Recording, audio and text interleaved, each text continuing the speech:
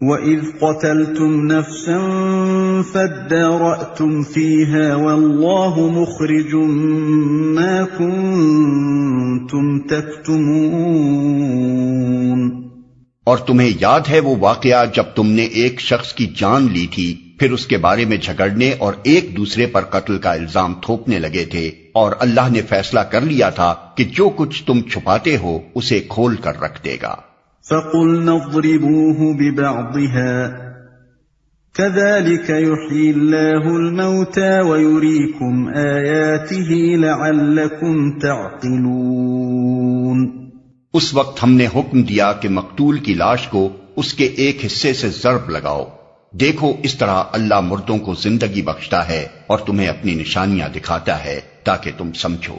اس مقام پر یہ بات تو بالکل صریح معلوم ہوتی ہے کہ مقتول کے اندر دوبارہ اتنی دیر کے لیے جان ڈالی گئی کہ وہ قاتل کا پتہ بتا دے، لیکن اس غرض کے لیے جو تدبیر بتائی گئی تھی، یعنی لاش کو اس کے ایک حصے سے ضرب لگاؤ، اس کے الفاظ میں کچھ ابہام محسوس ہوتا ہے، تاہم اس کا قریب ترین مفہوم وہی ہے جو قدیم مفسرین نے بیان کیا ہے، یعنی یہ کہ اوپر جس گائے کے ذبح کرنے کا حکم دیا گیا تھا اسی کے گوشت سے مقتول کی لاش پر ضرب لگانے کا حکم ہوا۔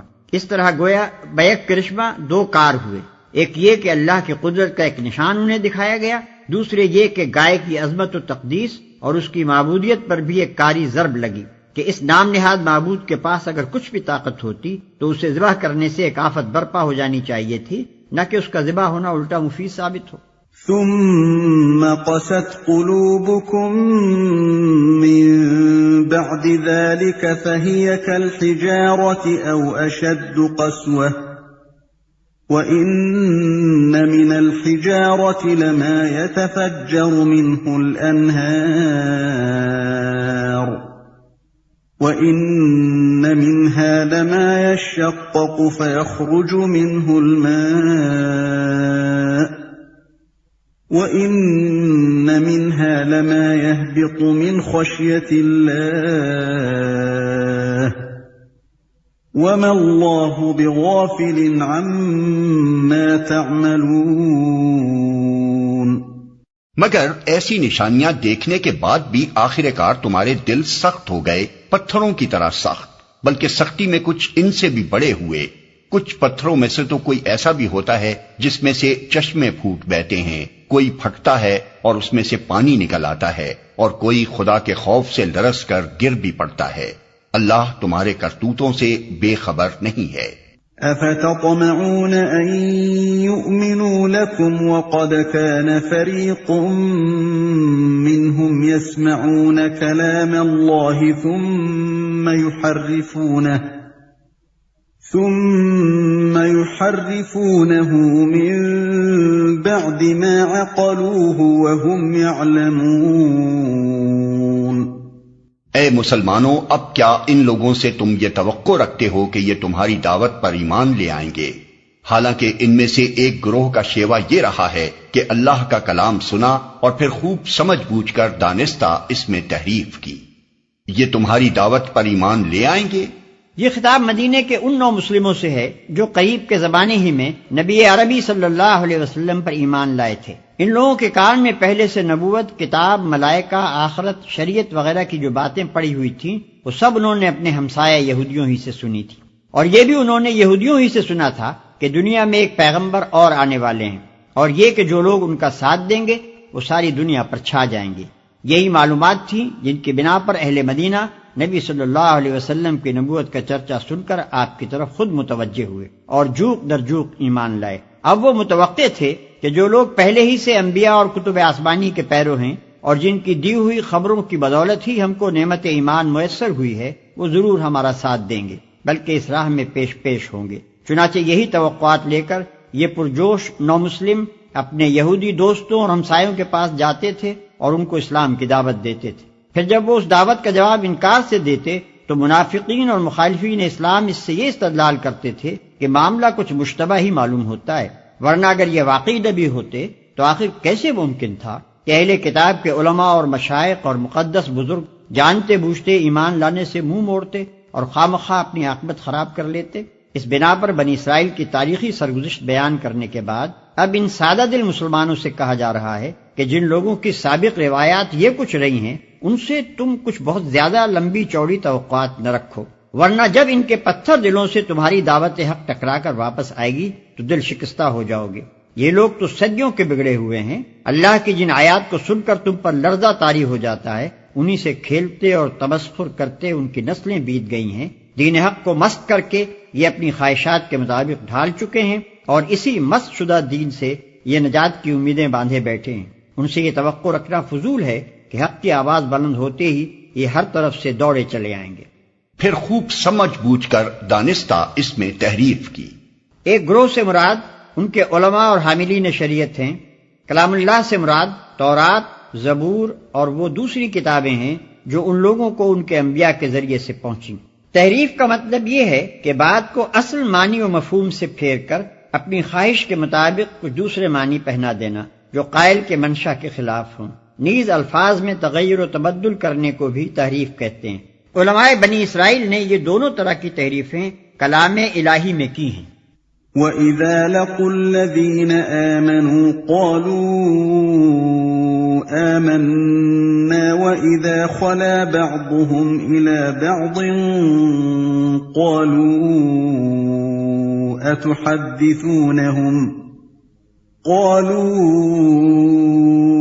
أَتُحَدِّثُونَهُم بِمَا فَتَحَ اللَّهُ عَلَيْكُمْ لِيُحَاجُّوكُم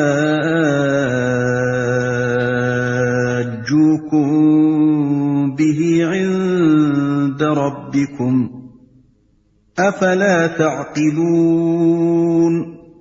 محمد رسول اللہ پر ایمان لانے والوں سے ملتے ہیں تو کہتے ہیں کہ ہم بھی انہیں مانتے ہیں، اور جب آپس میں ایک دوسرے سے تخلیہ کی بات چیت ہوتی ہے تو کہتے ہیں کہ بے وقوف ہو گئے ہو۔ ان لوگوں کو وہ باتیں بتاتے ہو جو اللہ نے تم پر کھولی ہیں تاکہ تمہارے رب کے پاس تمہارے مقابلے میں انہیں حجت میں پیش کریں۔ یعنی وہ آپس میں ایک دوسرے سے کہتے تھے کہ تورات اور دیگر کتب آسمانی میں جو پیشین گوئیاں اس نبی کے متعلق موجود ہیں یا جو آیات اور تعلیمات ہماری مقدس کتابوں میں ایسی ملتی ہیں جن سے ہماری موجودہ روش پر گرفت ہو سکتی ہے، انہیں مسلمانوں کے سامنے بیان نہ کرو، ورنہ یہ تمہارے رب کے سامنے ان کو تمہارے خلاف حجت کے طور پر پیش کریں گے۔ یہ تھا اللہ کے متعلق ان ظالموں کے فساد عقیدہ کا حال۔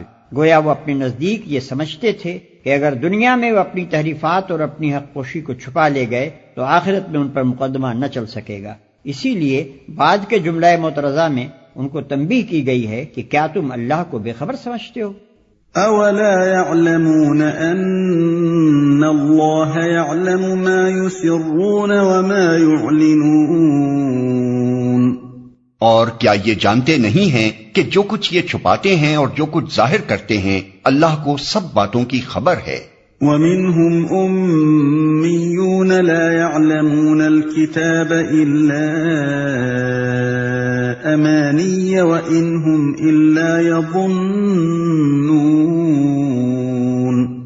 ان میں ایک دوسرا گروہ امیوں کا ہے جو کتاب کا تو علم رکھتے نہیں، بس اپنی بے بنیاد امیدوں اور آرزوؤں کو لیے بیٹھے ہیں اور محض وہم و گمان پر چلے جا رہے ہیں۔ یہ ان کے عوام کا حال تھا۔ علم کتاب سے کورے تھے، کچھ نہ جانتے تھے کہ اللہ نے اپنی کتاب میں دین کے کیا اصول بتائے ہیں، اخلاق اور شرع کے کیا قواعد سکھائے ہیں، اور انسان کی فلاح و خسران کا مدار کن چیزوں پر رکھا ہے۔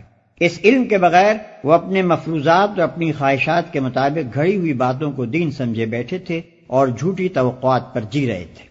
فَوَيْلٌ لِّلَّذِينَ يَكْتُبُونَ الْكِتَابَ بِأَيْدِيهِمْ ثُمَّ يَقُولُونَ هَٰذَا مِنْ عِندِ اللَّهِ لِيَشْتَرُوا بِهِ ثَمَنًا قَلِيلًا فَوَيْلٌ لَّهُم مِّمَّا كَتَبَتْ أَيْدِيهِمْ وَوَيْلٌ لَّهُم مِّمَّا يَكْسِبُونَ۔ پس ہلاکت اور تباہی ہے ان لوگوں کے لیے جو اپنے ہاتھوں سے شرع کا نوشتہ لکھتے ہیں، پھر لوگوں سے کہتے ہیں کہ یہ اللہ کے پاس سے آیا ہوا ہے تاکہ اس کے معاوضے میں تھوڑا سا فائدہ حاصل کر لیں۔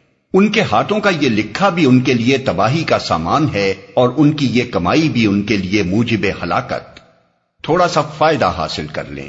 یہ ان کے علماء کے متعلق ارشاد ہو رہا ہے۔ ان لوگوں نے صرف اتنا ہی نہیں کیا کہ کلام الہی کے معنی کو اپنی خواہشات کے مطابق بدلا ہو، بلکہ یہ بھی کیا کہ بائبل میں اپنی تفسیروں کو، اپنی قومی تاریخ کو، اپنے اوہام اور قیاسات کو، اپنے خیالی فلسفوں کو اور اپنے اجتہاد سے وضع کیے ہوئے فقہی قوانین کو کلام الہی کے ساتھ خلط بلط کر دیا، اور یہ ساری چیزیں لوگوں کے سامنے اس حیثیت سے پیش کی کہ گویا یہ سب اللہ ہی کی طرف سے آئی ہوئی ہیں۔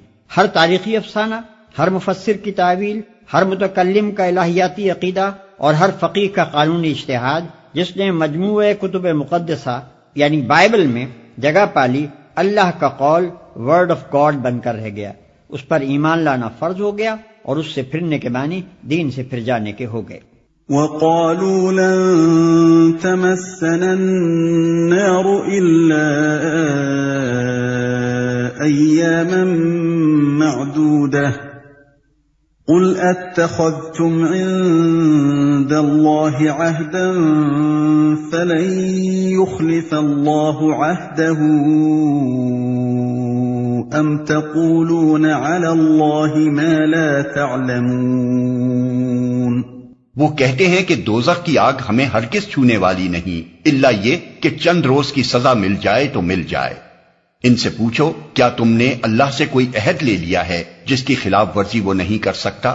یا بات یہ ہے کہ تم اللہ کے ذمے ڈال کر ایسی باتیں کہہ دیتے ہو جن کے متعلق تمہیں علم نہیں ہے کہ اس نے ان کا ذمہ لیا ہے، الا یہ کہ چند روز کی سزا مل جائے تو مل جائے۔ یہ یہودیوں کی عام غلط فہمی کا بیان ہے جس میں ان کے عامی اور عالم سب مبتلا تھے۔ وہ سمجھتے تھے کہ ہم خواہ کچھ کریں، بہرحال چونکہ ہم یہودی ہیں لہذا جہنم کی آگ ہم پر حرام ہے، اور بالفرض اگر ہم کو سزا دی بھی گئی تو بس چند روز کے لیے وہاں بھیجے جائیں گے اور پھر سیدھے جنت کی طرف پلٹا دیے جائیں گے۔ بَلَىٰ مَن كَسَبَ سَيِّئَةً وَأَحَاطَتْ بِهِ خَطِيئَتُهُ فَأُولَٰئِكَ